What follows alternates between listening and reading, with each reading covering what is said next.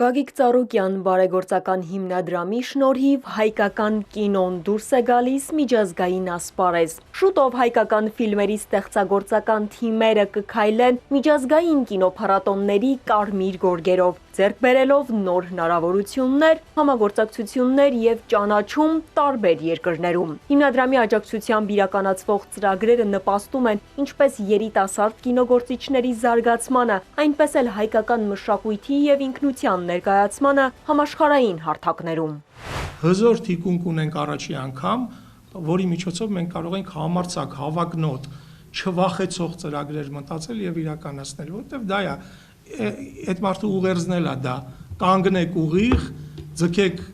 ձեր գոտիները, որ առաջ շարժվեք ուժեղ, ոչ մի բանից մի վախեցեք, արեք ձեր գործը։ Կինոռեժիսոր Հովհաննես Գալստյանի խոսքով Հայաստանը վերջին անգամ հեղինակավոր միջազգային մրցանակի արժանացել է 1982 թվականին Ալբերտ Մկրտչյանի «Մեր մանկության տանգոն» ֆիլմով, երբ Գալիա Նովենցը պարգևատրվեց լավագույն կնոջ դերակատարման համար։ Իսկ դու Ռուբեն տղա,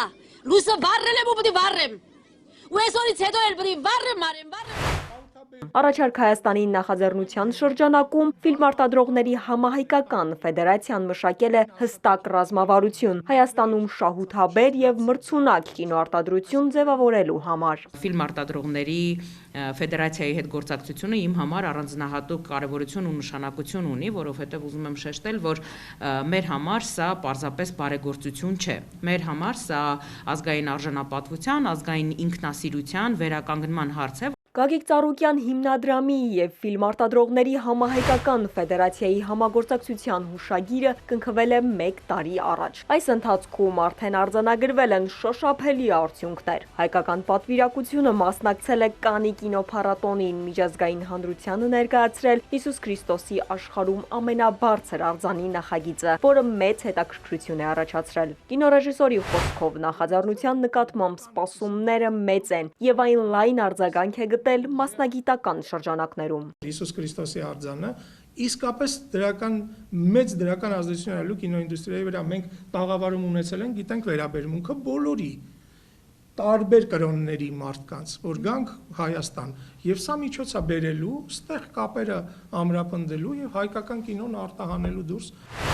Համագործակցության շնորհիվ Հայաստանը ներկայացված էր նաև Վենետիկի ֆիլմարտադրողների ոսկե ակումբում։ Այս տարի հիմնադրամին են ներկայացվել նոր ծրագրեր, նպատակ ունենալով ընդլայնել միջազգային ներկայությունն ու ամրապնդել հայկական կինոարտադրության դիրքերը համաշխարհային հարթակներում։ Իսկ Քրիստոսի արձանի նախագիծը շարունակում է մնալ միջազգային հետաքրքրության կենտրոնում, ոչ միայն որպես ճարտարապետական բացառիկ նախաձեռնություն, այլև որպես մշակութային ու խորհրդանշական ուղերձ աշխարհին։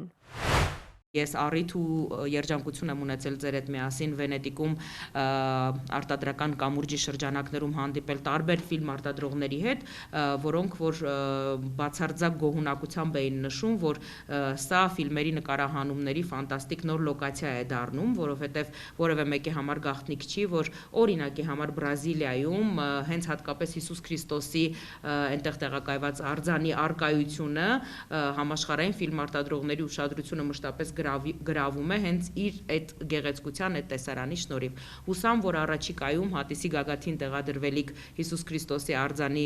տեղակայումից հետո Հայաստանը եւս մի նոր ու գեղեցիկ լոկացիա կունենա համաշխարհային ֆիլմ արտադրողների ուշադրությունը գրավելու համար։ Նախաձեռնողների խոսքով ծրագրերի իրականացման շնորհիվ 2-3 տարվա ընթացքում հնարավոր կլինի ունենալ ծախսածածկվող կինոարդյունաբերություն, իսկ 5 տարի անց ձևավորել լիարժեք շահութաբեր կինոարտադրություն։ Պարոն Ծառուկյանի հստակ համոզումն է, որ աշխատասենյակներում նստած պաշտոնյաներից որևէ մեկը չի կարող այն կատարելությամբ տիրապետել ոլորտի խնդիրներին, որոնց ինչպես որ տիրապետում են տվյալ ոլորտի ներկայացուցիչները։ Համագործակցության հուշագիրը եռամյա է։ Առաջիկայում նախատեսվում է կյանքի կոչել նոր ծրագրեր, շարունակելով միջազգային հարթակներում հայկական կինոյի առաջխաղացումը։ Գագիկ Ծառուկյան բարեգործական հիմնադրամի աջակցությամբ այս տարի եւս ֆիլմարտադրողների համահայկական ֆեդերացիան Հայաստանը կներկայացնի Կաննի կինոփառատոնում։ Ալադավթյան, Սիմիկ Մայիլյան, Էպիկենտրոն։